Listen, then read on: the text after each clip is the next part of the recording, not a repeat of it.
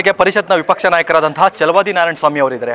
Sir, 18 ವರ್ಷಗಳ ಬಳಿಕ cup ಬಂದಿದೆ, ಸಂಭ್ರಮ ಕೂಡ ಮಾಡಿದ್ರು, 11 ಜನ ಸಾವು ಕೂಡ ಆಯಿತು, ಅಧಿಕಾರಿಗಳ ಅಮಾನತು ಕೂಡ ಆಯಿತು, ಸರ್ಕಾರ ಮಾತ್ರ ಭದ್ರವಾಗಿದೆ. ತಾವು ವಿಪಕ್ಷವಾಗಿ ಏನು ಮಾಡ್ತಾ ಇದ್ದೀರಾ? ನಮ್ಮ ಹೋರಾಟ ನಾವು ಮುಂದುವರಿಸಿದ್ದೇವೆ. ವಿರೋಧ ಪಕ್ಷದವಾಗಿ ನಾವು ನಮ್ಮ ಕೆಲಸವನ್ನು ನಾವು ಚಾಚು ತಪ್ಪದೆ ಮಾಡಿದ್ದೇವೆ, ಮಾಡ್ತಾನೂ ಇದ್ದೇವೆ.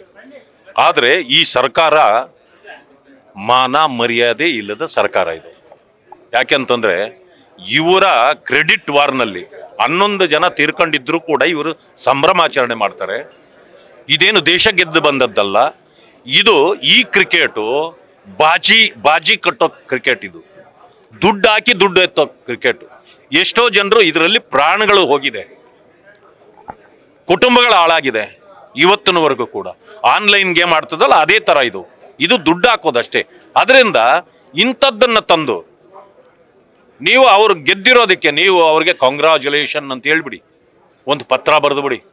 ಆದರೆ ಇದನ್ನು ತಂದು ಅವ್ರು ಕಪ್ಪು ಗೆದ್ದರು, ಕಪ್ಪು ತಗೊಂಡೋದ್ರು, ನೀವು ಇವಾಗ ಚಿಪ್ಪು ಗೆದ್ದಿರೋದು. ನೀವು ಜನರಿಗೆ ಕೊಡ್ತಿದ್ರಲ್ಲ ಚಿಪ್ಪು, ಅದು ಗೆದ್ದಿರೋದು ನೀವೀಗ. ನೀವು ಜನರ ಪ್ರಾಣ ಮಾನ ತೆಗೆಯುವಂಥವರೇ ಹೊರತು ನೀವು ಕೊಡುವಂಥವರಲ್ಲ. ಆ ಕಾರಣದಿಂದ ನಿಮ್ಮ ತಪ್ಪುಗಳನ್ನು ಮುಚ್ಕೊಳ್ಳಿಕ್ಕೆ ಈಗ ಅಧಿಕಾರಿಗಳನ್ನು ನೀವು ಬಲಿ ತೆಗೆದುಕೊಳ್ತಾ ಇದ್ದೀರಿ. ಸಾಕು ನಿಮ್ಮ ಸಹವಾಸ ಅಂತೇಳಿ ಜನ ಬೈತಿದ್ದಾರೆ ಈಗ. ಆದ್ದರಿಂದ ಮುಖ್ಯಮಂತ್ರಿಗಳು, ಉಪಮುಖ್ಯಮಂತ್ರಿಗಳು ತಕ್ಷಣ ರಾಜೀನಾಮೆ ಕೊಡಬೇಕು, ಅವರ ಮೇಲೆ FIR ಆಗಬೇಕು, ಅವರನ್ನ ಅರೆಸ್ಟ್ ಮಾಡಬೇಕು. ಕೆಲಸ ಮಾಡಿದವ್ರ ಮೇಲೆ ಅಮಾನತು ಶಿಕ್ಷೆ. ಆ ಕೆಲಸ ಮಾಡ್ಲಿಕ್ಕೆ ಹೇಳಿರುವಂಥ ಸರ್ಕಾರದಲ್ಲಿರುವಂಥ ಒಂದಷ್ಟು ನಾಯಕರೇ ಯಾಕೆ ಅಮಾನತು ಆಗಬಾರ್ದು?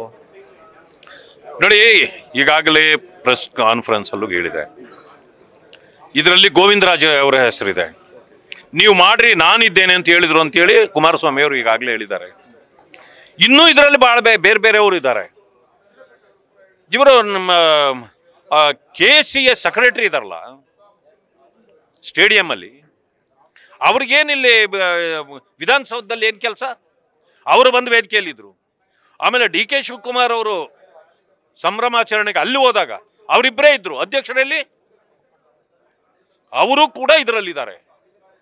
ಇದೆಲ್ಲ ದೊಡ್ಡವರ ಲಾಭಕ್ಕಾಗಿ ಬೇರೆಯವರ ಜೀವ ತೆಗೀತಾ ಇರತಕ್ಕಂಥ ವ್ಯವಸ್ಥೆ ಇದು. ಆದ್ರಿಂದ ನಾನು ಹೇಳ್ತೇನೆ, ಮೊದಲು ಇವರಿಬ್ಬರ ತಲೆದಂಡ ಆಗಲೇಬೇಕು.